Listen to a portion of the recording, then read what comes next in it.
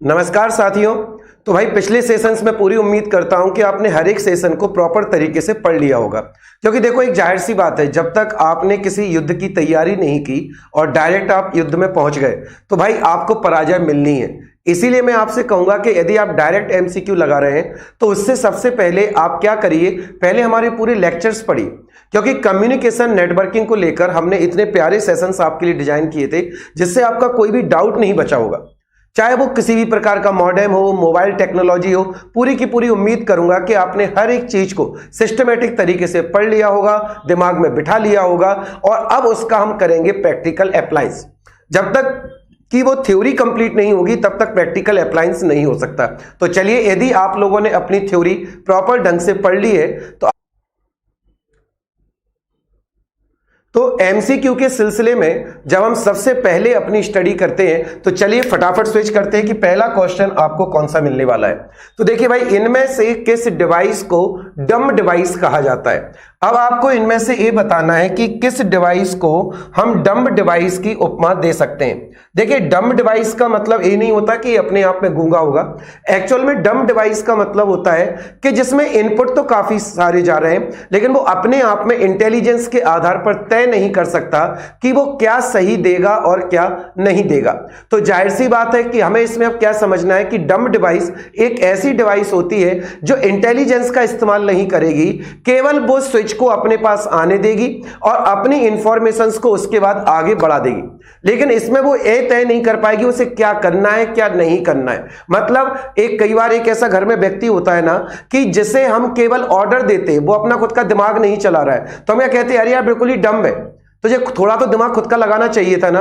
तो एक इनमें से ऐसी ही डिवाइस जिसे हम डम्ब डिवाइस दे सकते हैं। क्या स्विच ऐसा? इनमें से स्विच, राउटर और गेटवे, ये तीनों ही नेटवर्किंग के सिग्नल्स में कन्वर्जन करते हैं, इधर से उधर करते हैं, लेकिन जिस पर सभी स्विच जुड़े होते हैं, जिसे अपना खुद आउटपुट नहीं देना होता, केवल वो एक जगह दे देता है जिससे सभी स्विच वहां पर कनेक्ट हो जाए। तो भाई जाहिर सी बात है कि एक ऐसी डिवाइस जिसमें, तो ऐसे सिस्टम को ही हम क्या बुलाते हैं? हब। तो हमारी नेटवर्किंग दुनिया में जिस डिवाइस को हम लोग डम्ब डिवाइस कहते हैं वो डिवाइस कौन सी होती है बेटा? हब होती है। अब हम इसके बाद देखते हैं अगली, डिजिटल सिग्नल का संबंध किससे है। तो देखिए भाई, बड़ा ही प्यारा क्वेश्चन है डिजिटल सिग्नल। कई बार हम आपसे बेटा चर्चा कर चुके थे हमारे यहां कि जो सिग्नल्स होते हैं वो एक्चुअल में दो फॉर्मेट में जाते हैं, या तो ये एनालॉग के फॉर्म में जाते हैं, या तो ये किस फॉर्म में जाते हैं? एनालॉग सिग्नल के फॉर्म में जाते हैं, या ये किस फॉर्म में जाते हैं? डिजिटल फॉर्म में जाते हैं। कितने फॉर्मेट में हमें मिलेंगे? दो, या तो एनालॉग होगा या वो कैसा होगा? Digital form. एनालॉग में हमारे सिग्नल कौन से जाते हैं? मैंने बता रखा था आपको कि जो टेलीफोन लाइन होती है उसमें डिजिटल सिग्नल किसके रूप में, टेलीफोन लाइन में डिजिटल का उपयोग ही नहीं होता है। टेलीफोन लाइन में हम जो बोलते हैं उसमें क्या होता है कि वायर के माध्यम से केवल हमारी जो आवाज है, ध्वनि ऊर्जा है, इसको विद्युत चुंबकीय तरंगों के रूप में बदलकर सीधा सीधा तारों के द्वारा प्रेषित कर दिया जाता है या ट्रांसमिट कर दिया जाता है। तो इसमें कौन से सिग्नल ट्रांसमिट होते हैं? एनालॉग। वहीं पर जो हमारे कंप्यूटर के सिग्नल्स होते हैं, कंप्यूटर या उसी को हम कहें डिजिटल सिग्नल, जो हमारी मशीन की लैंग्वेज होती है, वो मशीन की लैंग्वेज अपने आप में किस पर काम करती है? बाइनरी डिजिट्स, 0 और 1, 0 और 1। तो भाई जाहिर सी बात है कि जो ये 0 और 1 सिग्नल के फॉर्म में जा रही है, तो डिजिटल सिग्नल का सीधा सीधा संबंध हमें किससे देखने को मिलेगा? हमारे 0 और 1 सिस्टम से। ये हो गया आपका दूसरा क्वेश्चन। अब हम इसमें आगे बढ़ते हैं आपके अगले क्वेश्चन की तरफ। इनमें से किस टोपोलॉजी को पॉइंट टू पॉइंट, ये पॉइंट टू पेंट नहीं बेटा, ये पॉइंट टू पॉइंट टोपोलॉजी कहा जाता है? ऐसी कौन सी टेक्नोलॉजी है जो इनमें से बेटा पॉइंट टू पॉइंट टोपोलॉजी कहलाती है? देखो भाई, पॉइंट टू पॉइंट, सबसे पहले टोपोलॉजी क्या होती है? तो देखिए, मैंने आपसे बताया था कि एक ऐसा सिस्टम जिसमें से हम कंप्यूटर डिवाइसेज को आपस में कनेक्ट करते हैं, कंप्यूटर डिवाइसेज को हम आपस में कनेक्ट करते हैं, तो इनके आपस में इनका रिलेशन कैसे एक दूसरे से स्थापित किया जाता है, वही हमारी क्या बन जाती है? टोपोलॉजी। याद कीजिए, मैंने आपको हर चीज बताई थी। ये जो टोपोलॉजी होती है इसमें कंप्यूटर्स को हम आपस में कनेक्ट करते हैं। अब हमने क्या देखा कि हमने इसमें से एक पढ़ा था रिंग टोपोलॉजी। रिंग टोपोलॉजी में क्या होता है कि सिग्नल्स एक दूसरे की दिशा में अग्रसित होते हैं, आपस में मिक्स नहीं होते। वहीं पर हमने एक पढ़ा था कि भैया एक हमारे पास क्या होता है, एक टर्मिनल के फॉर्म में जाता है जिसमें से एक मदर बोर्ड या मदर कंप्यूटर होता है जिससे सिग्नल्स हर एक कंप्यूटर की तरफ ट्रांसमिट होते हैं। तो बेटा ये हमारी क्या बन गई थी, बस टोपोलॉजी। और वहीं हमने देखा था कि जब हम कंप्यूटर्स को एक दूसरे के साथ डिस्टर्ब ना करते हुए एक का कनेक्शन दूसरे से रखते हैं, फिर इसका कनेक्शन बेटा आपस में ऐसे स्थापित कर सकते हैं, लेकिन इसमें हम एक दूसरे से एक मदर जो कंप्यूटर वाली हम बात कर रहे थे वो मदर कंप्यूटर कनेक्टिविटी हमें देखने को नहीं मिलेगी।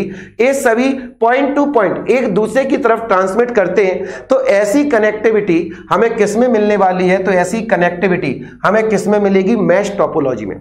मैश टोपोलॉजी में क्या होगा, पॉइंट टू पॉइंट ट्रांसमिशन। इसमें आपस में डेटा एक दूसरे से, जैसे मैंने बताया था कि आप अपना पासवर्ड वगैरह यूज करते हैं, ऐसी कोई भी डिवाइस यूज करते हैं, तो जैसे ही आपने अपना पासवर्ड यूज किया या आपने अपनी नेट बैंकिंग के थ्रू इनपुट हुए तो आपका सीधा कनेक्शन आपकी बैंक से स्थापित कर दिया जाता है, इसके बीच में और कोई नहीं होगा। तो ऐसी टोपोलॉजी को हम क्या कहेंगे बेटा, मैश टोपोलॉजी। इसमें सीधा सीधा डायरेक्ट कनेक्शन एक कंप्यूटर के साथ दूसरे कंप्यूटर का या एक डिवाइस का दूसरे डिवाइस से कर देते हैं और इसमें बीच में कोई भी इंटरफेरेंस नहीं आता है। तो ये टोपोलॉजी कैसी कहलाती है, हमारी मैश टोपोलॉजी। अगला हम देते हैं डेटा ट्रैफिक को कम करने का कार्य किसके द्वारा किया जाता है। डेटा ट्रैफिक को कम करने का कार्य किसके द्वारा किया जाता है। डेटा ट्रैफिक मतलब कि मान लीजिए कि हमारे सिग्नल्स जा रहे हैं या हमारी तरंगें जा रही हैं, तो इन तरंगों को आपस में सिस्टमैटिक करने का कार्य किसके द्वारा किया जाएगा। हमारी जो डेटा ट्रांसमिशन है या जो हमारा डेटा एक जगह से दूसरी जगह जा रहा है उस ट्रैफिक को कम करने का कार्य। क्योंकि ट्रैफिक क्या है बेटा, यदि हम देखें तो आजकल कितनी सारी डिवाइसेज हमारी यूज हो रही हैं, हर दिन डिवाइसेज लगातार यूज होती हैं, कई सिग्नल्स होते हैं, कई इधर उधर के सिग्नल्स भी उसी ट्रैफिक में जा रहे हैं। तो हमें इसमें डेटा में से अपने को जो पॉइंट आउट करना है, इसी को हमने नॉइज का नाम दिया था, याद करिए। हमने कहा था कि शोर को अलग करना। आप चाहे तो दूसरे या तीसरे नंबर की आपको क्लास में समझाया था कि शोर को कम करने के लिए हम किस प्रकार की डिवाइस का इस्तेमाल करेंगे। तो देखिए सिग्नल्स कई सारे आ रहे हैं, लेकिन इसमें से आपको कौन सा आउटपुट निकालना है ये तय करना किसका काम होता है, स्विच का। जैसे कि एक बात समझिए, आपके घरों में जो स्विच होते उन स्विच का काम क्या है, लाइट तो हर वक्त सर्किट में घूम रही, लेकिन अभी हमें पंखा चलाना है, कि अभी हमें एलईडी जलाना है, कि अभी हमें एलसीडी जलाना है, तो इसके लिए हम किसका इस्तेमाल करते हैं, किसका इस्तेमाल करते हैं, घर में मौजूद स्विच का। तो ऐसे ही डेटा नेटवर्किंग में या कम्युनिकेशन नेटवर्क में गए स्विच क्या काम करता है कि जो इधर उधर के सिग्नल्स आते हैं उसमें से किसको इनपुट के रूप में रखना है और किसको इनपुट के रूप में नहीं रखना है, ये तय करने का काम कौन कर देता है, स्विच। भाई रिपीटर की देखिए, आप रिपीटर शायद यदि भूल गए हो तो रिपीट का मतलब क्या होता है कि जो सिग्नल्स आ रहे हैं उन सिग्नल्स को नए सिरे से और आवर्धित करना, एम्पलीफाई करना, जो सिग्नल्स आ रहे थे उसी को पुनरावृत्ति करना जिससे वो आगे तक ट्रांसमिट हो सके। वहीं आपका हब अभी अभी बताया, जहां पर हम सभी टनल्स को जोड़ देते हैं वो आपका हब बन जाता है। तीसरा हम क्या देखते हैं, स्विच। स्विच क्या करता है कि सिग्नल्स में से जो हमारे काम का सिग्नल है या जिस पर्टिकुलर पर्पज के लिए आपने स्विच लगाया है ये केवल उस डेटा को आगे बढ़ने देगा और बाकी सबको बाहर कर देगा। तो यही हमारा आंसर बन गया था कि डेटा ट्रैफिक को कम करने का कार्य किसके द्वारा किया जाएगा। तो भाइयों किसके द्वारा किया जाएगा, स्विच के द्वारा। गेटवे याद करिए, गेटवे वो अथॉरिटी होती है जो एक नेटवर्क को दूसरे नेटवर्क से कनेक्ट कर देती। गेटवे क्या था, जैसे मैंने आपसे कहा था कि आप पेमेंट मोड वगैरह इस्तेमाल करते हैं, किसी ऐप में आप अंदर जाते हैं तो आप अपने नेटवर्क को उस नेटवर्क से जोड़ते। तो गेटवे क्या करता है कि एक प्रकार से रास्ता बना देता है जिससे आप एक नेटवर्क से दूसरे नेटवर्क से जुड़ सके। क्लियर है इतनी सी बात। तो इस क्वेश्चन का सही आंसर हमें क्या मिलेगा भाइयों, स्विच। चलिए अगला हम देखते हैं, निम्न में से किसे सेंट्रलाइज्ड डिवाइस के नाम से जाना जाता है। अब तो कम से कम इसका आंसर बनना चाहिए, इनमें से किसे हम सेंट्रलाइज्ड डिवाइस के नाम से जानते हैं। ऑप्शन आपको फिर वही दिख रहे होंगे, आप फिर से देखिए, आपको ऑप्शन वही दिख रहे होंगे, सभी के सभी ऑप्शंस वही दिख रहे हैं। लेकिन हम इस डिवाइस में देखें तो ऑप्शन तो वही है, लेकिन क्वेश्चन पूछने का तरीका बदल गया। देखिए आपको एक जैसे ऑप्शन दिख रहे हैं, निम्न में से किसे सेंट्रलाइज्ड डिवाइस के नाम से जानते हैं, रिपीटर। एक बार मैं डायग्राम के द्वारा फिर समझा देता हूं। मान लीजिए भाई आपके पास जो सिग्नल्स आ रहे हैं वो समय के साथ उनकी एनर्जी कम होती जा रही है, तो हमारी एक डिवाइस हमें लगानी पड़ी ताकि ये इन सिग्नल्स को दोबारा आगे बढ़ा दे। अब ये सिग्नल समय के साथ अपनी एनर्जी फिर खो देंगे, तो हमें फिर से एक डिवाइस लगानी पड़ी जिससे सिग्नल्स को फिर आगे बढ़ाएं। और मैंने समझाया भी था कि पहले के समय में जो हम केबल कनेक्शन वगैरह यूज करते थे उसमें आपने कई बार देखा होगा कि जो एम्पलीफायर्स लगाए जाते थे, तो क्या होता है कि समय के साथ उनकी एनर्जी कम हो गई, तो इसके लिए हम किसका इस्तेमाल करते हैं, रिपीटर का। वहीं जो हब होता है, हब का मतलब होता है कि आप अपने नेटवर्किंग के कनेक्शंस किस जगह एक ही स्विच पर जोड़ देते हैं। अब यहां से ये हर दिशा में जाता है और इसके अलावा कुछ नहीं होता है। तो वास्तव में हब ही इस क्वेश्चन का सही आंसर है, क्योंकि आप अपने कंप्यूटर के या आप कोई भी कम्युनिकेशन कर रहे हो तो उसमें जो भी सिग्नल्स वगैरह है उनका कनेक्शन हम आपके किससे कर देंगे, हब से। और हब के थ्रू अब वहां से वो अलग अलग फॉर्मेट में अलग अलग सिग्नल्स के रूप में अगली दिशाओं में आगे बढ़ जाएगा। अब देखिए भाई, स्विच अभी अभी बताया था, स्विच का काम क्या है कि सिग्नल्स तो कई प्रकार के आ रहे हैं, लेकिन उनमें से कौन से उपयोगी हैं और कौन से उपयोगी नहीं है। तो स्विच बेटा यही करेगा कि इनमें से उपयोगी जानकारी को क्या कर देगा, अलग कर देगा। और वहीं हम अगला देखते हैं, तो अगला हमें इसमें क्या मिला था, गेटवे। गेटवे फिर से वही ऑप्शन है कि जब हम एक नेटवर्क से दूसरे नेटवर्क में जाने की कोशिश करते हैं तो इस काम में हमारी कौन मदद करता है, गेटवे। क्लियर हो गई ये बात। अब हम देखते हैं अगला। तो देखिए इसका सही आंसर क्या मिला था हमें, हब। सही आंसर टिक कर देता हूं हब। अब हम देखते हैं छठवां क्वेश्चन। इनमें से किस टोपोलॉजी को लीनियर टोपोलॉजी कहा जाता है। लीनियर टोपोलॉजी, लीनियर का सीधी सीधी मतलब क्या हमें निकल कर आता है कि एक रेखा के रूप में जो जा रहा हूं। देखिए हम लोग कितने प्रकार की टोपोलॉजी पढ़े थे, स्टार टोपोलॉजी पढ़ा था, बस टोपोलॉजी पढ़ा था, रिंग टोपोलॉजी पढ़ा था, तो इतनी सारी टोपोलॉजी पढ़े थे। तो अब इसमें से ये पूछ रहा है कि लीनियर टोपोलॉजी किसे कहा जाता है। सबसे पहले यदि मैं डायग्राम के द्वारा लीनियर टोपोलॉजी को बनाने का बात करूं तो देखते हैं कि आप उससे सही आंसर इमेजिन कर सकते हैं कि नहीं।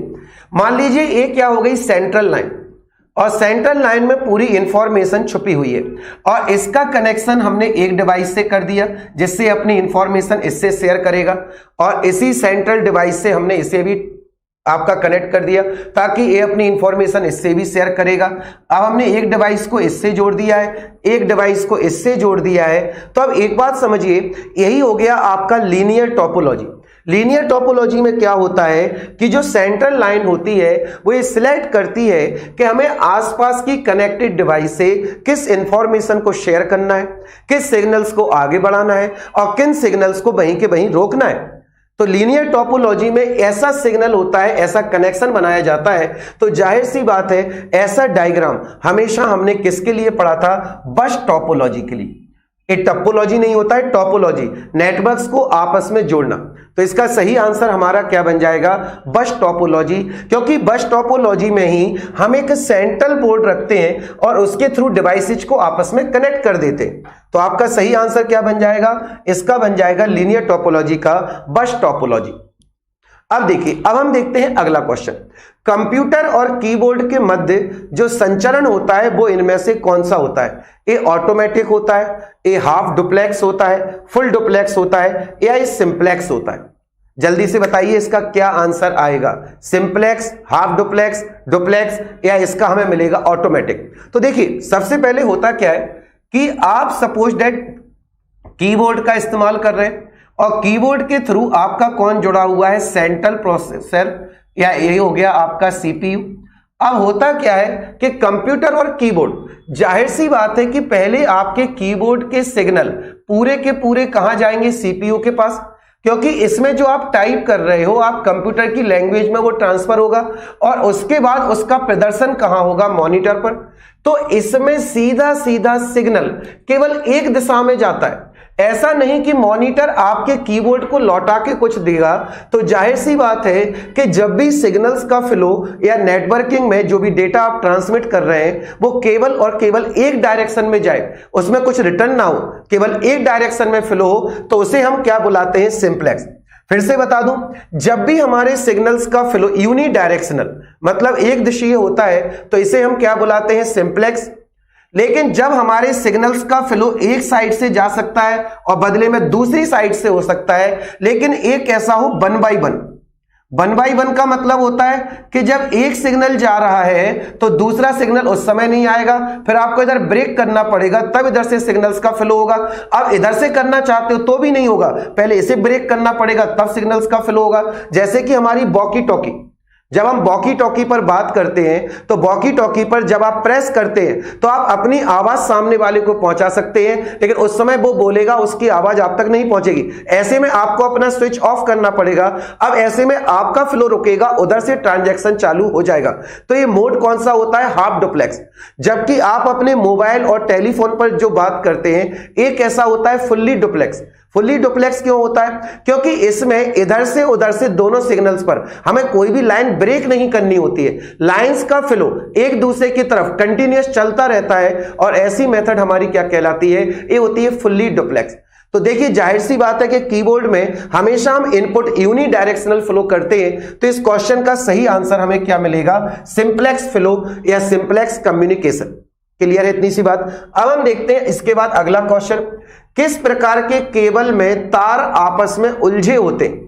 मैंने आपको सभी प्रकार की केबल पढ़ाई थी कि भैया ईथरनेट केबल क्या होती है, कोएक्सियल केबल क्या होती है, फाइबर ऑप्टिक्स केबल क्या होती है। तो अब इसका आंसर आपसे बनना चाहिए, आखिर ऐसा कौन सा कम्युनिकेशन होता है जिसमें तार आपस में उलझे हुए होते हैं? याद करिए मैंने आपको बताया था एक साथ इसमें कई प्रकार की वायर्स आती हैं, कई प्रकार की वायर्स आती हैं और इन सब का हमने एक कॉमन स्विच बना दिया था और इस कॉमन स्विच को हम दूसरे कनेक्शन से कनेक्ट कर देंगे तो इसके थ्रू पूरी इंफॉर्मेशन पहुंच गई थी। अब कुछ याद आया हो तो ठीक है, नहीं तो फिर मैं ही बता देता हूं। ये कौन सी थी? Ethernet cable. जो आप कंप्यूटर वगैरह उन सब में एक नॉर्मली स्विच आपको बाहर दिखता है, लेकिन इसके अंदर कई छोटी छोटी वायर्स आपस में उलझी हुई होती हैं और एक लंबे तार कनेक्शन के रूप में फैली होती हैं। बाहर भले ही हमें उसका आउटपुट के रूप में एक छोटी सी सॉकेट दिखता है, लेकिन उसके अंदर कई सारे तार कनेक्ट रहते हैं। याद कीजिए मैंने आपको कोएक्सियल केबल भी बताई थी।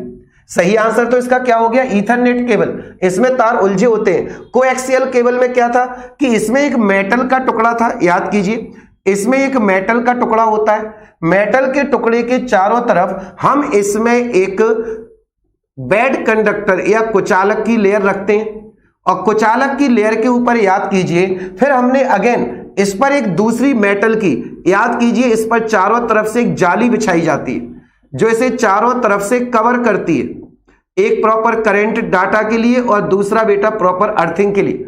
और जब इसमें हो जाती है तब अगेन हम फिर से इसे एक बेड कंडक्टर या कुचालक में क्या कर देते हैं? पैक कर देते हैं। जैसे अक्सर हमारी जो केबल कनेक्शन होता है या जो हम टीवी देखते हैं उसके लिए अक्सर हमारी कौन सी केबल इस्तेमाल होती है? Coaxial cable.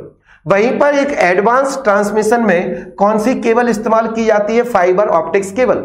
जैसे कि आजकल हमारे जियो ब्रॉडबैंड हो गए या एयरटेल 5G हो गया, ये सब एयरटेल एक्सट्रीम वो जो ब्रॉडबैंड आता है उसमें क्या होता है कि ये सब ऑप्टिकल फाइबर के थ्रू कनेक्ट करते।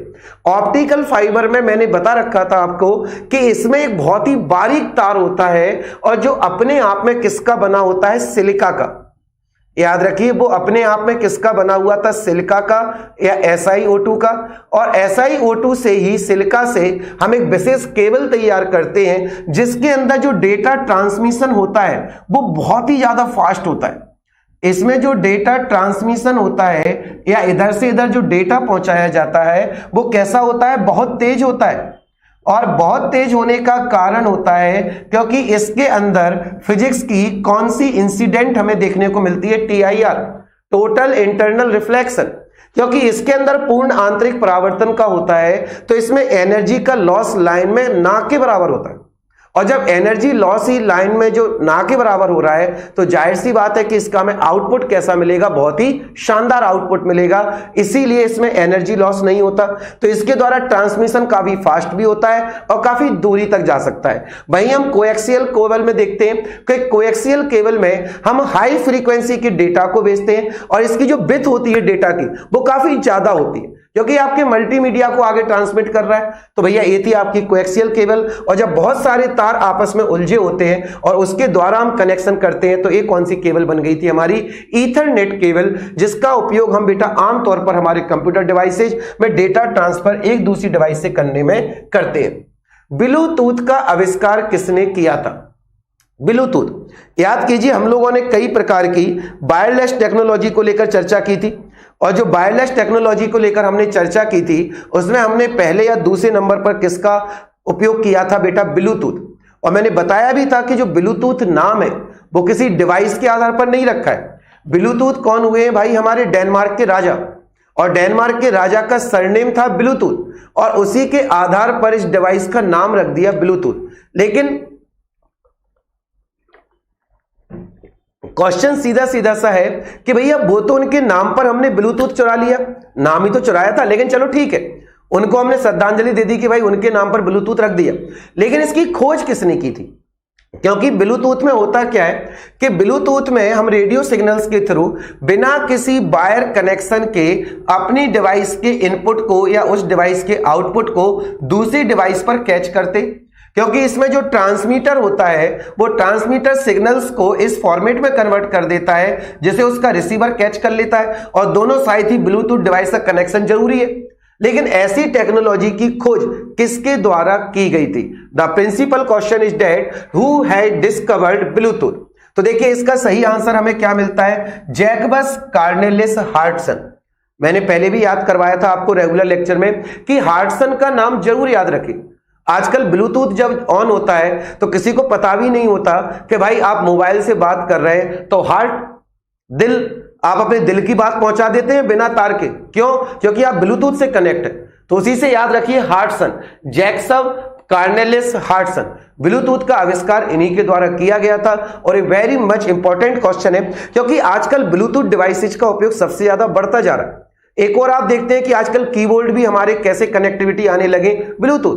बिना किसी फिजिकल वायर के आप दूर अपना कीबोर्ड रखते हैं और जो टाइप करते हैं वो मॉनिटर में आपको दिखता है। ऐसा क्यों होता है? क्योंकि वो डिवाइसेज किससे कनेक्ट है? ब्लूटूथ से। आप ब्लूटूथ से मोबाइल कहीं भी रखते हैं और आप अपने गाने सुन रहे हैं, सब कुछ कर रहे हैं। जैसे यदि आप याद रखें तो मैंने बताया था कि ब्लूटूथ के थ्रू एक बार मैक्सिमम ब्लूटूथ से 7 डिवाइसेज कनेक्ट की जा सकती हैं। ब्लूटूथ से मैक्स टू मैक्स कितनी डिवाइसेज कनेक्ट की जा सकती हैं? एक बार में 7। और जो ब्लूटूथ की नॉर्मल रेंज होती है वो भी 10 मीटर के अप्रॉक्स ही पहुंच पाती है। बहुत ही रेयर केसेज में आप इससे आगे जा सकते हैं। और मैंने ये भी बताया था कि इसमें कितने फ्रीक्वेंसी की हम वेव्स इस्तेमाल करते हैं। तो इसमें 2 to 2.4 गीगाहर्ट्ज की वेव इस्तेमाल की जाती है जिनके द्वारा डेटा एक जगह से दूसरी जगह पर ट्रांसफर होता है। क्लियर है? पूरे ब्लूटूथ की जानकारी मैं आपको दे चुका हूं। अब हम देखते हैं हमारा नेक्स्ट क्वेश्चन। वॉकी टॉकी किसका उदाहरण है? लीजिए अब आ गया इस क्वेश्चन को लेकर। अभी कुछ देर पहले ही हम चर्चा कर रहे थे कि हमारा सिंप्लेक्स, हाफ डुप्लेक्स और डुप्लेक्स। चलिए फटाफट फिर देखते हैं। सिंप्लेक्स का मतलब क्या होता है? Unidirectional flow. हाफ डुप्लेक्स का मतलब क्या होता है कि सिग्नल्स इधर से जाएंगे दूसरी साइड से आएंगे, लेकिन ये 1 by 1 होगा। 1 by 1 होगा, एक एक करके होगा। एक साथ दोनों साइड से सिग्नल नहीं आ जा सकते, लेकिन जब एक साइड से जाना दूसरी साइड से आना, और ये भी कैसा हो रहा है? एक साथ। तो देखिए ट्रांसमिशन टेक्नोलॉजी में क्या होता है कि ए वाला ट्रांसमिशन तो कैसा हो जाता है? हमारा सिंप्लेक्स ट्रांसमिशन, क्योंकि इसमें यूनिडायरेक्शनल फ्लो होगा। एक साइड से डेटा जाएगा जाएगा जाएगा, अपोजिट कुछ नहीं मिलेगा। कुछ देर पहले ही हमने इसका एक एग्जांपल डिस्कस किया था कि कीबोर्ड हमारे कंप्यूटर से किसके थ्रू कनेक्ट रहते हैं, कौन सी कम्युनिकेशन का उदाहरण होता है, तो वो किसका था? सिंप्लेक्स का।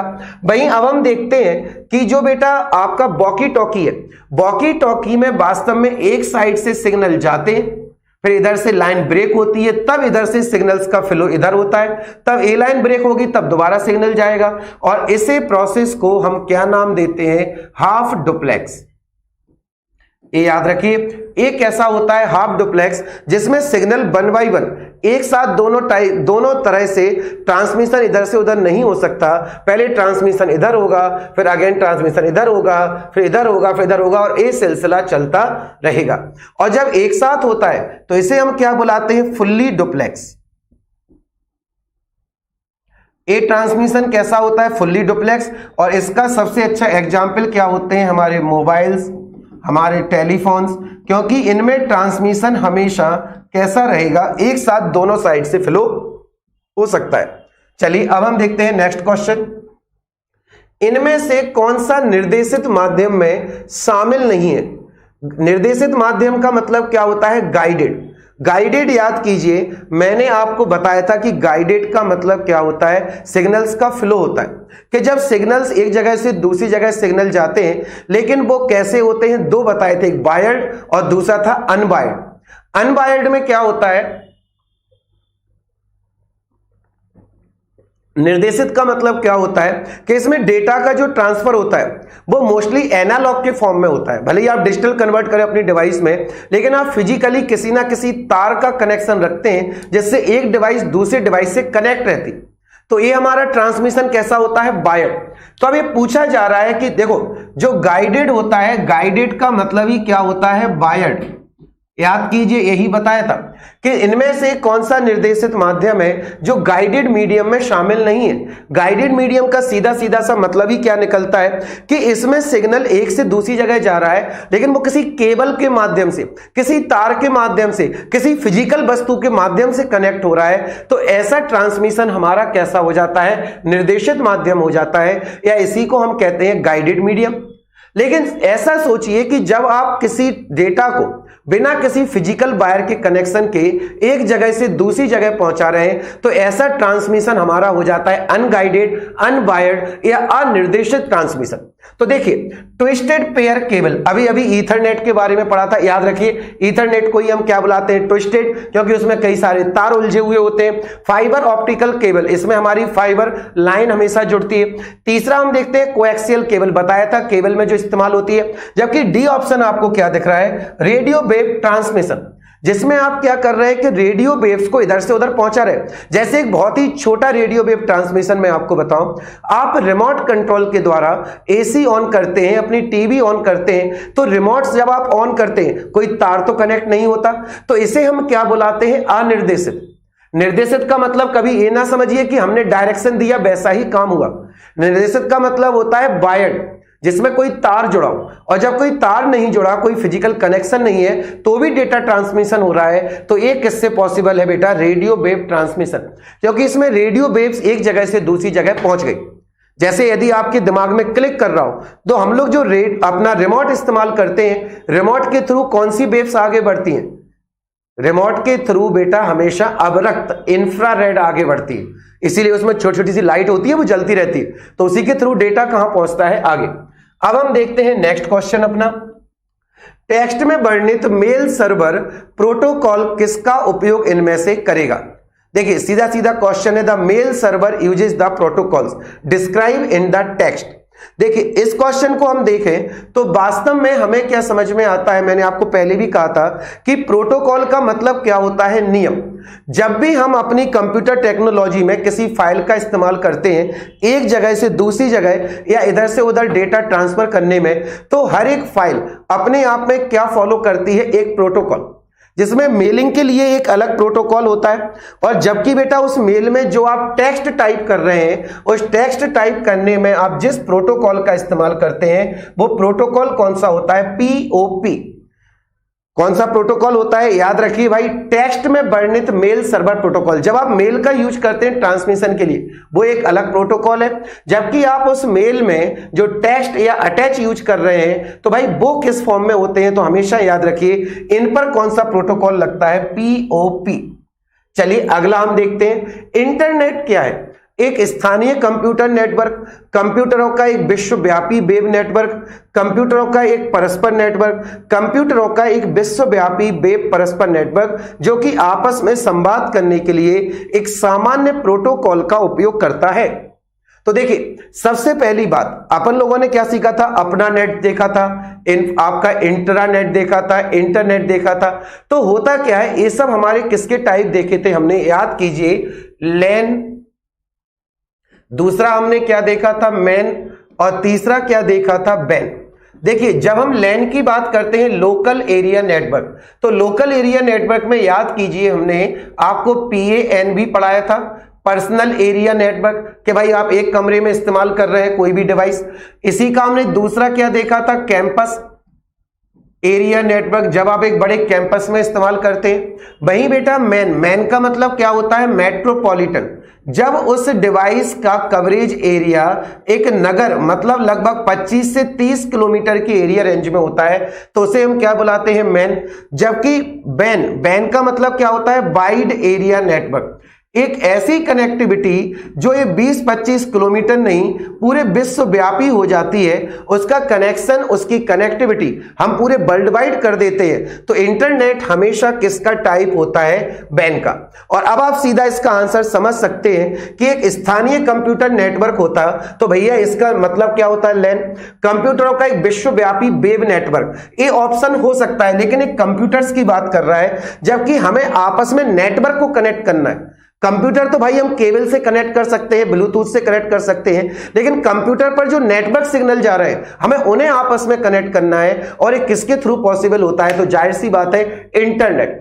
इसलिए तो हम कहते हैं कि इंटरनेट का जाल पूरी दुनिया में बिछा है। तो एक ऐसी टेक्नोलॉजी जिसमें आप नेटवर्किंग को पूरे वर्ल्ड वाइड एक दूसरे से कनेक्ट कर देते हैं, तो वही क्या होता है? इंटरनेट। और ये याद रखिए इसका सही आंसर हमें क्या दिख रहा है? डी दिख रहा है। कंप्यूटरों का एक पूरा वर्ल्ड वाइड वेब जिसमें परस्पर नेटवर्क जो आपस में संवाद करने के लिए एक कॉमन प्रोटोकॉल का इस्तेमाल करते हैं। और हमेशा याद रखिए कि जो इंटरनेट होता है it is a type of ban, wide area network. ना तो ये लैन होता है ना ये मैन होता है। Internet will always be a type of ban, क्योंकि इसके थ्रू, जैसे आप खुद समझिए, कहीं से किसी ने यूट्यूब पर आपका कुछ भी अपना ऑडियो डाला, वीडियो डाला या कोई भी कनेक्टिविटी आपको दे दी, और अब आप उस पर कमेंट कर रहे हैं, तो आप किस कोने में हैं, वो किस कोने में है, लेकिन सभी लोग एक दूसरे से कनेक्ट तो हो रहे हैं।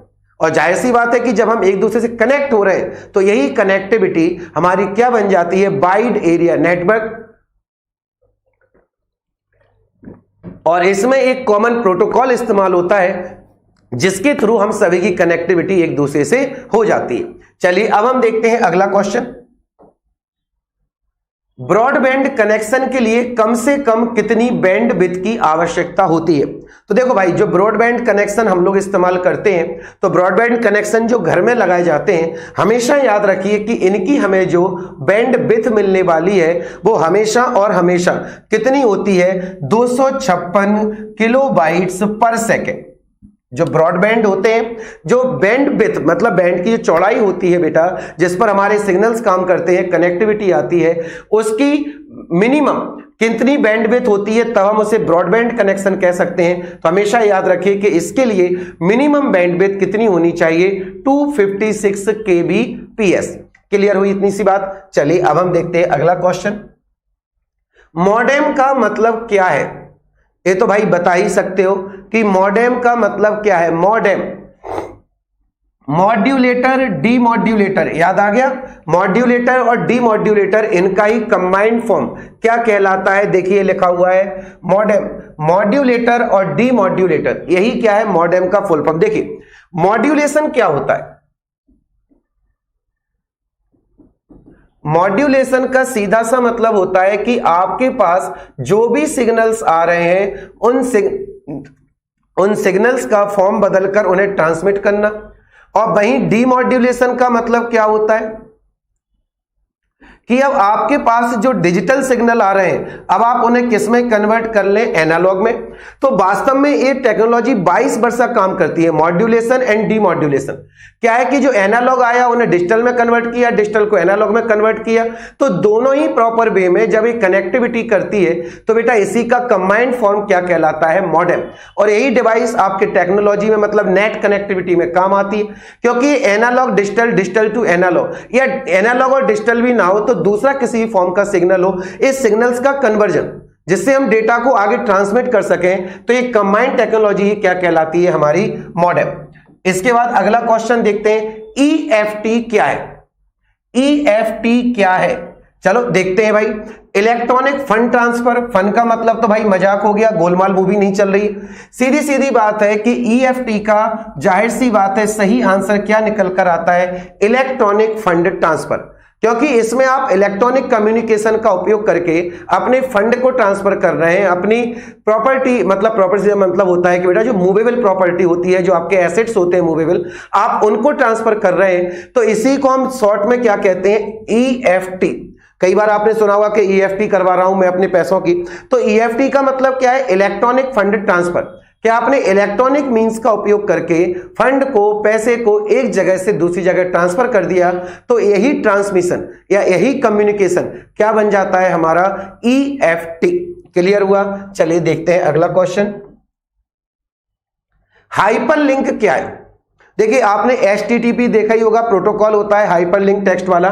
तो आखिर हाइपरलिंक क्या है? क्या ये केवल टेक्स्ट का प्रयोग कर सकता है, कि केवल एक ग्राफिक्स का उपयोग कर सकता है, ग्राफिक्स या टेक्स्ट में से किसी एक का प्रयोग कर सकता है, या वेब पेजेज पर प्रयोग में नहीं लाया जा सकता?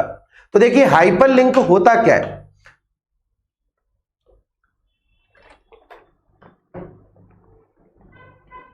हाइपरलिंक केवल टेक्स्ट का प्रयोग करना नहीं भाई, हाइपरलिंक में कभी भी डायरेक्ट अकेला टेक्स्ट का इस्तेमाल, केवल शब्द नहीं होना चाहिए था, क्योंकि हाइपरलिंक तो भाई आपके ग्राफिक्स हो चाहे टेक्स्ट हो, हर एक चीज का उपयोग कर सकता है। केवल ग्राफिक्स का उपयोग कर सकता है? बिल्कुल नहीं भाई, क्योंकि हाइपरलिंक ये नॉर्मल लिंक थोड़ी ना है भाई, ये कैसी है, हाइपरलिंक। तो इसमें क्या होता है, ग्राफिक्स और टेक्स्ट किसी एक का आप आसानी से उपयोग कर सकते हैं। तो यही हमारा क्या बन जाता है, हाइपरलिंक। ना तो अकेला टेक्स्ट का किया, ना अकेला ग्राफिक्स का किया, आप चाहे तो ग्राफिक्स चाहे तो टेक्स्ट, मतलब आपको दोनों ऑप्शन अवेलेबल हैं। तो यही हमारी क्या बन जाती है, हाइपरलिंक कनेक्टिविटी। अगला हम देखते हैं, कंप्यूटरों को आपस में जोड़कर जो संरचना बनती है उसे हम क्या कहते हैं? क्या उसे हम लैन कहते हैं, क्या टोपोलॉजी कहते हैं, या स्टार नेटवर्क कहते हैं, या मैन कहते हैं? क्वेश्चन बड़ा ही सिंपल सा है, लेकिन यदि आपने भाषा को सही से नहीं पढ़ा तो हम अक्सर इस क्वेश्चन में गलती कर सकते हैं। सबसे पहले क्वेश्चन का नेचर समझिए। कंप्यूटरों को आपस में जोड़कर जो संरचना बनती है उसे हम क्या कहते हैं? देखिए भाई, कंप्यूटरों को आपस में जोड़कर, हर एक शब्द पर आपसे मैं डिस्कस कर लेता हूं। लैन, लैन का मतलब क्या था, local area network. Local area network में आप अपने कंप्यूटर्स को, एक कंप्यूटर को दूसरे कंप्यूटर से जोड़ते हैं, तो उनकी कनेक्टिविटी क्या बन जाती है, लैन। अब आप लैन को चाहे तो बस टोपोलॉजी में लगा सकते हो, चाहे रिंग टोपोलॉजी में लगा सकते हो। तो जो नेटवर्क का प्लेटफॉर्म होता है या नेटवर्क का तरीका होता है जोड़ने का, वो तो बन जाता है टोपोलॉजी। कि आपने बस टर्मिनल के थ्रू जोड़ा है या आपने रिंग टोपोलॉजी के थ्रू जोड़ा है। लेकिन क्वेश्चन क्या कह रहा है, कंप्यूटरों को आपस में जोड़कर जो संरचना बनती है, ये क्लियर तो नहीं कर रहा। यदि ये इतना कह देता कि एक छोटे से एरिया में हम कनेक्टिविटी कर रहे हैं, आपने कनेक्टिविटी की तो बात ही नहीं की। आप भाई नेट चलाते हो, अपना ब्लूटूथ चलाते हो, तो ब्लूटूथ से कनेक्टिविटी होती है, लेकिन इसमें तो ये किसको जोड़ रहा है, कंप्यूटर्स को। तो जाहिर सी बात है भाई, कंप्यूटर्स को आपस में जोड़ोगे तो सही शब्द क्या हो जाता है, टोपोलॉजी। अब वो टोपोलॉजी किसी भी टाइप की हो सकती है। अब वो बस टोपोलॉजी भी हो सकती है, अब वो स्टार टोपोलॉजी भी हो सकती है, वो ट्री टोपोलॉजी भी हो सकती है। तो there are so many types of topology. Mesh topology हो सकती है। याद करिए, मैंने ट्री टोपोलॉजी अभी डिस्कस नहीं की है, चलो कर देता हूं। बस टोपोलॉजी कर चुका हूं। ट्री टोपोलॉजी में क्या होता है कि आपने अपने एक सेंट्रल डिवाइसेस से एक पूरा डिफरेंट, चाहे बस हो चाहे आपकी कोई स्टार हो, उसको कनेक्ट कर दिया और इसी सेंट्रल बोर्ड से एक दूसरी टोपोलॉजी को कवर कर दिया। मान लीजिए आपने रिंग को कवर कर दिया और हो सकता है इसके सेंट्रल से आप एक अलग टोपोलॉजी कवर कर रहे हैं। तो जब काफी ज्यादा सेंट्रल से अलग अलग टोपोलॉजी कनेक्ट होती हैं तो वही हमारी क्या बन जाती है, ट्री टोपोलॉजी। तो भाई देखो, टोपोलॉजी के कई टाइप होते हैं। जैसे इसमें लिखा है कि भैया स्टार नेटवर्क ना तो ये लैन हो सकता है बेटा, क्योंकि हमें कनेक्टिविटी नहीं करनी। हमने तो कंप्यूटर्स को आपस में जोड़कर जो रास्ता बनाया है जिसमें हम जानकारी को शेयर कर रहे हैं, तो भाई इस बड़े बड़े शब्दों में क्या कहलाता है, टोपोलॉजी। ये अकेला, क्योंकि इन दोनों शब्दों में कहीं ना कहीं आपस में डाउट जा सकता है कि सर ये टोपोलॉजी भी हो सकता है, लैन भी हो सकता है। लेकिन हमेशा याद रखिए, इतनी सी बात, इतनी छोटी सी बात थी कि हम कंप्यूटर्स को आपस में कनेक्ट करें, और आपस में आप कनेक्ट करोगे तो जाहिर सी बात है ये व्यवस्था क्या कहलाती है, टोपोलॉजी। अब आपने कैसे कनेक्ट किया है, बस topology, ring topology, star topology, ये अब डिपेंड करता है कि टोपोलॉजी कौन सा टाइप है। और लैन और मैन बेटा ये इसमें नहीं हो सकते, क्योंकि इसमें हम कनेक्टिविटी सिग्नल्स की करते हैं। क्लियर? तो भाई कंप्यूटर्स को आपस में जोड़ना क्या कहलाएगा? टोपोलॉजी। जो संरचना बनती है, सबसे बड़ी बात क्या लिखा हुआ है? संरचना। इंटरनेट किस प्रकार का नेटवर्क है? अब तो ये आंसर आपसे बनना चाहिए, अब इसमें मुझे कुछ हिंट नहीं करनी चाहिए, अब ये सीधा सीधा आंसर किससे बनना चाहिए था? आपसे, क्योंकि मैं इतना बता चुका हूं। कितना बताया था भाई? लैन, मैन, बैन। इंटरनेट वो दुनिया है जिसमें पूरे विश्व की सभी नेटवर्क आपस में कनेक्ट रहते हैं। तो जाहिर सी बात है कि इंटरनेट किस प्रकार का टाइप होगा बेटा? तो इंटरनेट कैसा होगा? बैन का टाइप होगा, वाइड एरिया नेटवर्क। ठीक है, इनका फुल फॉर्म लिख देता हूं। ये क्या था? Local area network. ये कौन सा था? Wide area network. ये कौन सा था? Metropolitan area network. और आपका जो कैन था बेटा, ये था कैंपस एरिया नेटवर्क। ये कौन सा होता है? Campus area network.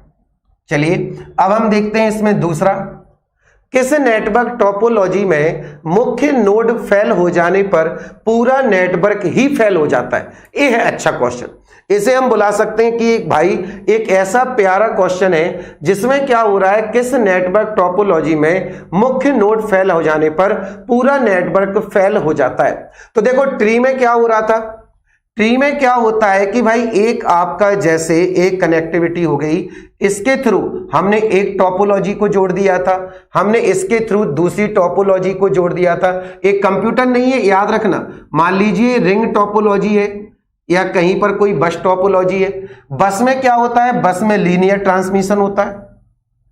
इसमें बेटा सिग्नल केवल एक कंप्यूटर से डायरेक्ट जुड़े होते हैं। ये था आपका बस। स्टार में क्या होता है? स्टार में सभी डिवाइसेज एक दूसरे से कनेक्ट रहती हैं और इसकी एक सेंट्रल कनेक्टिविटी होती है। तो सबसे ज्यादा असर मुख्य नोड यदि आपस में फेल हो गई तो सबसे ज्यादा जिस पर असर पड़ता है वो कौन सी होती है? Star topology. याद रखिए कि यदि किसी टोपोलॉजी में मुख्य जो सेंटर कोर है और यदि वही फेल हो गया तो सबसे बड़ा असर किस पर पड़ता है? स्टार पर, क्योंकि इसका मुख्य कोर यही टूट जाएगा तो इनका ही पूरा सिस्टम हो जाता है फेल। इसमें क्या होगा कि चलो भाई इधर पर सेंट्रल कोर खराब हो गई, कोई बात नहीं, क्योंकि ये आपस में चलते रहेंगे, इनका काम चलता रहेगा। बस टोपोलॉजी में क्या होता है कि सेंट्रल कम्युनिकेशन नहीं गई तो इनका डिवाइसेस तो अपनी अपनी जगह काम करती रहती है। लेकिन स्टार टोपोलॉजी में यदि सेंटर पार्ट चला गया तो फिर पूरी की पूरी टोपोलॉजी ठप हो जाती है। और रिंग टोपोलॉजी के तो कहना ही क्या है, इसमें सभी डिवाइसेज एक दूसरे से सर्कुलर या किसी भी रूप में हो लेकिन इंफॉर्मेशन एक से दूसरे में जाती है, तो ये टोपोलॉजी कौन सी हो जाती है? Ring topology. हालांकि इस क्वेश्चन का सही आंसर हमें क्या मिलेगा? Star topology. इस क्वेश्चन का सही आंसर क्या होगा? Star topology.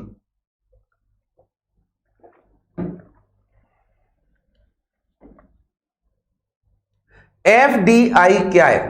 एफडीडीआई जल्दी से बताइए भैया, एफडीडीआई क्या है बेटा?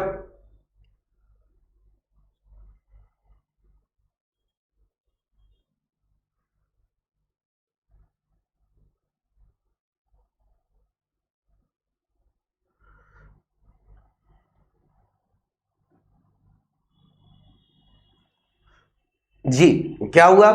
एफडीडीआई आंसर बन रहा है कि नहीं भैया? एफडीडीआई का सिंपल सा मतलब होता है फाइबर। एफडीडीआई का फुल फॉर्म क्या होता है? Fibre distributed data interface.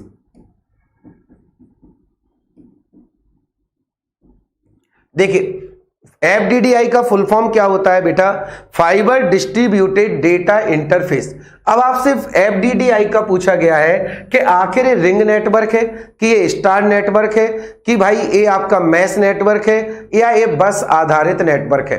तो चलिए जल्दी से बताइए इसका क्या आंसर मिलने वाला है। तो देखो बेटा, जो हमारा फाइबर डिस्ट्रीब्यूटेड डेटा इंटरफेस होता है, इसमें क्या होता है कि आपने एक फाइबर या केबल के थ्रू एक कंप्यूटर को कनेक्ट किया, उसके थ्रू उसी को आपने आगे बढ़ा दिया, दूसरे को कनेक्ट कर दिया है। इसी के थ्रू आपने तीसरे को कनेक्ट कर दिया है और इसी के थ्रू आपने चौथी डिवाइस को भी कनेक्ट कर दिया है। तो जब ऐसी बेटा टोपोलॉजी होती है तो इस टोपोलॉजी का सीधा सीधा आंसर हमारा क्या बनता है, रिंग नेटवर्क। याद रखिए FDDI जो टोपोलॉजी है ये हमारा किसका टाइप होता है, तो ये सीधा सीधा किसका बनता है, रिंग नेटवर्क का, क्योंकि इसमें केबल के थ्रू हम एक को दूसरे से, दूसरे को तीसरे से, चौथे से ऐसे आपस में कर देते हैं कनेक्ट। और जब ये पूरी टोपोलॉजी ही कनेक्ट हो गई तो जाहिर सी बात है कि आपने एक केबल आगे बढ़ाई, उसको हमने दूसरे से जोड़ा है, दूसरे को तीसरे से, चौथे से, तो ऐसी टोपोलॉजी में क्या बन जाती है, एक रिंग। तो हमेशा याद रखिए कि जो फाइबर डिस्ट्रीब्यूटेड डेटा इंटरफेस है इसमें हमें कौन सी टोपोलॉजी देखने को मिलेगी, ये टोपोलॉजी किसमें देखने को मिलती है, रिंग नेटवर्क। जैसे कि हमारी जो मदरबोर्ड होती है, मदरबोर्ड में हम सभी ट्रांसमीटर स्विचेस सभी को एक टर्मिनल के रूप में जोड़ते हैं, तो यही टर्मिनल तो क्या बन जाता है हमारा, रिंग टोपोलॉजी। यही टर्मिनल तो हमारा क्या बन जाएगा भाई, रिंग टोपोलॉजी। सर्वाधिक विश्वसनीय टोपोलॉजी कौन सी है, देखिए पूरे के पूरे क्वेश्चन अब इसी कनेक्टिविटी के ऊपर मिल रहे हैं कि आखिर सबसे ज्यादा रिलायबल या सबसे ज्यादा विश्वसनीय टोपोलॉजी हमारी कौन सी होती है। क्या बस टोपोलॉजी को हम सबसे ज्यादा विश्वसनीय बुला सकते हैं, या स्टार टोपोलॉजी, या रिंग टोपोलॉजी, या मैश टोपोलॉजी, कौन सी ऐसी टोपोलॉजी हम जिसे सबसे ज्यादा विश्वसनीय करार दे सकते हैं। तो देखो भाई, जिसमें डेटा कभी उलझेगा नहीं, जिसमें डेटा कभी धोखा नहीं देगा, इसमें डेटा हमेशा एक प्रॉपर वे में आगे बढ़ेगा और उसका ट्रांसमिशन लीनियर मोशन में हमेशा एक दूसरे के तरफ बना रहता है। इसमें डाटा मेसअप नहीं होता, डाटा में कभी नुकसान होने का डर नहीं रहता। तो भैया वो कौन सी है, बस टोपोलॉजी। और बस टोपोलॉजी बार बार याद रखिए, बस टोपोलॉजी को ही तो हमने क्या कहा था, लीनियर टोपोलॉजी, क्योंकि इसी के थ्रू सभी टर्मिनल्स आपस में क्या रहते हैं, कनेक्टेड रहते हैं। चलिए अब हम देखते हैं अगला, बॉर्ड का मतलब क्या है। चलिए भाई बॉर्ड, ये बॉर्ड काफी कॉमन शब्द है, जो लोग नेटवर्किंग से जुड़े हुए हैं बेटा उनके लिए बॉर्ड काफी प्रचलित शब्द है। चलिए देखते हैं भाई बॉर्ड का मीनिंग क्या है। इकाई समय में प्रसारित बाइट की संख्या, इकाई समय में प्रसारित, पहले था बिट अब है बाइट, इकाई समय में प्रसारित बाइट्स की संख्या, या वह दर जिस पर सिग्नल हमारे परिवर्तित होते हैं, या उपरोक्त में से कोई भी नहीं। तो जाहिर सी बात है कि हमें ऐसा तो नहीं मिलने वाला कि भाई नन ऑफ दीज मिलेगा। एक्चुअल में बॉर्ड सीधा सीधा मापने का क्या तरीका होता है, इकाई समय में प्रसारित बाइट्स की संख्या, इकाई समय में प्रसारित बाइट्स की संख्या को ही हम क्या कहते हैं, सीधा सीधा सा बॉर्ड। क्योंकि बॉर्ड बेटा ये बताता है, जैसे अभी मत कहना कि ब्रॉडबैंड हो गया, नहीं भाई, बॉर्ड का सीधा सीधा मीनिंग क्या होता है कि एक पर्टिकुलर टाइम में आप कितनी ज्यादा हमारे बाइट्स को ट्रांसमिट कर सकते हैं, यही क्या बन जाएगा, अपना बॉर्ड बन जाएगा। इसके बाद हम अगला क्वेश्चन देखते हैं, serial communication start 3 stop bytes का उपयोग निम्न में से किसके लिए होता है। देखिए सीरियल कम्युनिकेशन, सीरियल का मतलब क्या होता है कि जिसमें आप डेटा को एक सीरियल से या सीरीज के फॉर्म में ट्रांसमिट कर रहे हैं, वो भी स्टार्ट 3 स्टॉप बिट्स। ये हमेशा किसके लिए इस्तेमाल होता है, सीरियल कम्युनिकेशन में स्टार्ट 3 स्टॉप बिट्स का उपयोग निम्न में से किसके लिए होता है। ये एरर डिटेक्शन के लिए होता है कि कोई गलती हुई है उसको डिटेक्ट करने के लिए, या किसी एरर को करेक्ट करने के लिए होता है कि भैया कोई एरर हुआ है तो चलो हम उसे किसी भी फॉर्म में करेक्ट कर दें कैसे भी, या सिंक्रोनिकेशन के लिए होता है, या एसिंक्रोनेशन के लिए होता है। तो देखो भाई सिंक्रोनिक का मतलब ही क्या होता है, तुल्य करना। एक्चुअल में तुल्यीकरण के लिए या सिंक्रोनस के लिए ही हम किसका इस्तेमाल करते हैं, serial communication start 3 stop bits. क्योंकि होता क्या है कि हमारे जो सिग्नल्स होते हैं वो यहां वहां बिखरे हुए रूप में जा रहे हैं, और जब तक कि इनका ट्रांसमिशन एक प्रॉपर वे में कन्वे नहीं होगा तब तक हमेशा इन सिग्नल्स के बीच में कनेक्टिविटी में दिक्कत हमें दिखेगी। तो आखिर इसी चीज को बचाने के लिए हमें क्या करना होगा, तो हम उन्हें चाहते हैं कि वो सिंक्रोनिकेशन के फॉर्म में जाएं। तो serial communication start 3 stop bits ये सीधा सीधा किसके लिए होता है, सिंक्रोनिकेशन के लिए इस्तेमाल होता है। क्योंकि यदि सम्मित रूप से सिग्नल नहीं जाएंगे तो फिर नॉइज बढ़ेगा, शोर बढ़ेगा और ट्रांसमिशन में कहीं ना कहीं दिक्कत आती है। जबकि याद रखिए हम कुछ जो हमारे सिग्नल्स होते हैं उन्हें हम किसके रूप में आगे भेजते हैं, बंडल के रूप में भेजते हैं, तो उनमें हमें इसकी जरूरत नहीं पड़ती है। ठीक है, चलिए आज के लिए आखिरी क्वेश्चन देखते हैं हमारे सामने क्या आता है। ईथरनेट CSMA या CD में कॉलिजन हैंडलिंग के लिए मीडिया एक्सेस मैनेजमेंट द्वारा ट्रांसमिटेड स्पेशल बिट सीक्वेंस को कहते हैं। देखिए आपको सीधा सीधा क्या पता करना है कि ईथरनेट CSMA या CD में कॉलिजन हैंडलिंग के लिए मीडिया एक्सेस मैनेजमेंट, देखिए सबसे बड़ा इसमें आंसर के लिए हमें क्या मिलेगा, कॉलिजन हैंडलिंग। मैंने आपको बताया था कि एक इंस्ट्रूमेंट होता है जिसे हम बुलाते हैं जैमर, और जैमर क्या करता है कि आपके आसपास के एरिया में जिस फ्रीक्वेंसी की या जिस टाइप की तरंगें आसपास जा रही हैं उसी प्रकार की तरंगों को ये डिवाइस अपने आप से निकालेगा।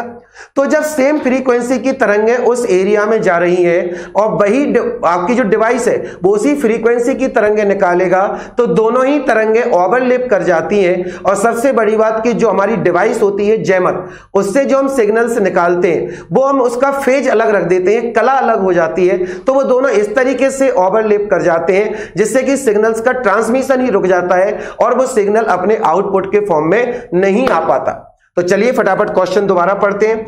ईथरनेट CSMA CD में कॉलिजन हैंडलिंग के लिए मीडिया एक्सेस मैनेजमेंट द्वारा ट्रांसमिटेड स्पेशल बिट सीक्वेंस को क्या कहते हैं, जैम। क्योंकि जैम क्या करेगा कि सिग्नल्स को प्रॉपर इंटरफेरेंस कर देगा, जैसे सिग्नल्स आगे नहीं बढ़ पाएंगे तो कनेक्टिविटी ब्रेक डाउन हो जाएगी और यही हमारा पर्पज उसमें बन जाता है। ठीक है, तो देखिए आज के लिए हमारे लेक्चर में इतना ही रहेगा। पूरे क्वेश्चंस हम प्रैक्टिस कर चुके हैं, अभी इसमें और भी क्वेश्चन हुए तो मैं वो प्रैक्टिस करवाऊंगा, नहीं तो अगला हमारा टॉपिक जो हम स्टडी करेंगे वो क्या होगा, रोबोटिक्स। ठीक है, तो चलिए आज के लिए थैंक यू सो मच, ऐसे ही अपनी पढ़ाई करते रहिए। चलिए थैंक यू।